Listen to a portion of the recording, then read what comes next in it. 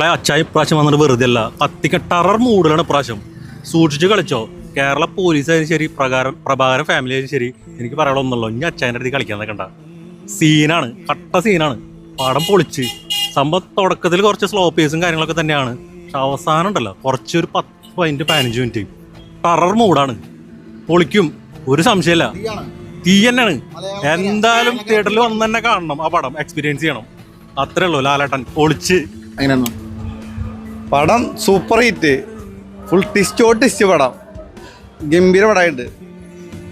ദൃശ്യം ഇനി 4ലേക്ക് four waiting. ഫാനല്ലേ?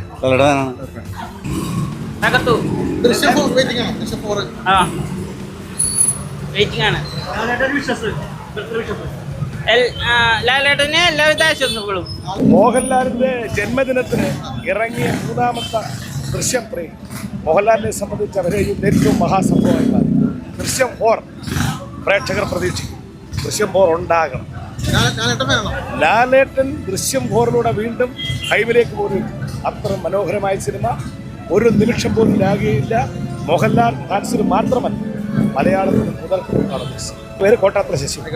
ഞാനൊരു മോഹൻലാൽ ഫാൻസിന്റെ ആളൊന്നുമല്ല, പക്ഷേ അതിശക്തമായി ഞാൻ ഈ സിനിമ ആസ്വദിച്ചു. ഉറപ്പായി ഉണ്ട്.